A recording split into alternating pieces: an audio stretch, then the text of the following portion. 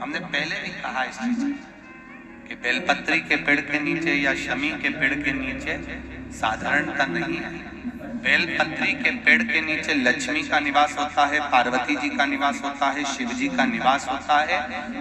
People के वृक्ष के नीचे 52,000 ब्राह्मणों का निवास होता है, भगवान विष्णु का और शिव जी का निवास होता है। इसलिए शिव जी का नाम है पिपलेश्वर महादेव।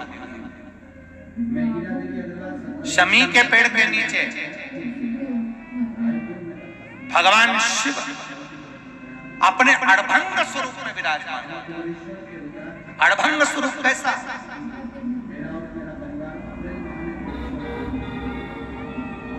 हम क्यों कहते हैं कि आप लोगों को भी पहले कहा, शमी का जो पत्ता होता है, देखा है शमी का जो पत्ता होता है, हम पहले भी कथा में कहा है, जो व्यक्ति मदिरा में डूबा रहता है, नशे में डूबा रहता है, जो व्यक्ति बहुत ज्यादा मात्रा में ये तंबाकू गुटखा या पाउच आदि खाता रहता है और उसका गुटखा पाउच छूटने को ही तैयार नहीं होता, वो बेचारा प्रयास करता है, ऐसा नहीं है कि नहीं करता। आजकल के जमाने में तो कितनी बड़ी बड़ी बीमारी होने लगी, कैंसर जैसा रोग होने लगा, तो वो छोड़ना चाहता है, ऐसा नहीं कि नहीं छोड़ना चाहता। हर व्यक्ति चाहता है कि मैं व्यसन को छोड़ दूं, पर थोड़े दिन छूटता है, वापिस वो उस व्यसन में लग जाता है। तो हम पहले भी इस कथा को कहे, शमी के वृक्ष के नीचे शमी के मिट्टी का शिवलिंग बनाकर, शमी के वृक्ष के नीचे शमी की ही मिट्टी का शिवलिंग बनाकर उस पर जो बेलपत्र समर्पित करता है और शमी पत्र समर्पित करता है, वो बेलपत्री को उठाकर ले आता है, शमी पत्र के साथ में शिवलिंग की पूजन करी हुई शिवलिंग का विसर्जन कर देता है। उसी दिन उस बेलपत्र को, लाए हुए बेलपत्र को जो शमी पेड़ के नीचे पूजन कर कर बनाया गया है, उस बेलपत्र को जो नशा करने वाला व्यक्ति होता है उसको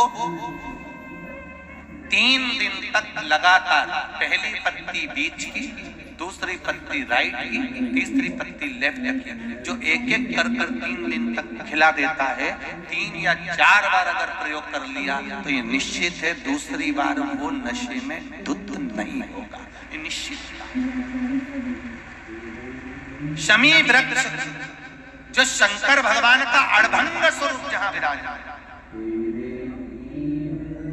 थोड़ा मदिरा पान करने वालों के लिए, व्यसन करने वालों के लिए, थोड़ा गलत कर्म करने वालों के लिए थोड़ा सा और बहुत जरूरी है। मेरा नवयुवक बेटा बेटियों से ये निवेदन रहा है और आज फिर करता है। आप तंबाकू खाते हो, आप गुटखा खाते हो, आप पाउच खाते हो, आपसे निवेदन है ये समझ लीजिए कि आप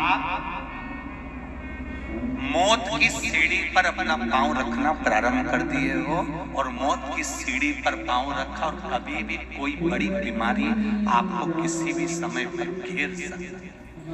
एक बात बहुत ध्यान से उतारना, मेरे बेटा बेटियों से निवेदन, नवयुवक बच्चों से निवेदन, युवान बेटा बेटियों से निवेदन है, हम सुपारी खाते हैं या कोई सामान खाते हैं, बार बार हमारा गाल कटता जाता है, फिर ठीक होता है, फिर कटता है, फिर ठीक होता है, फिर कटता है।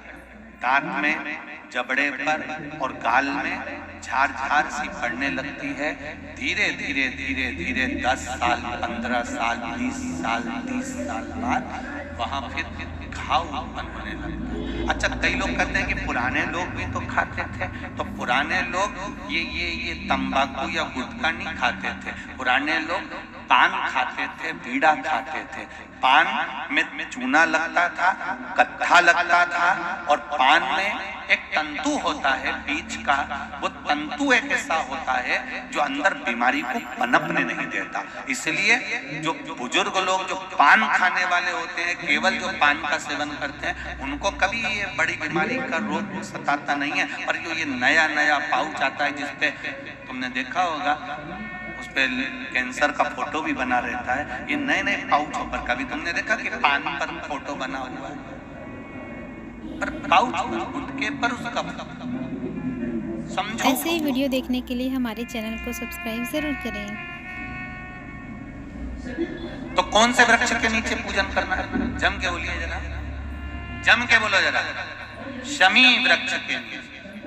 रायपुर वालों को जो कथा मिली है, बड़े ध्यान से सुनना ये कथा।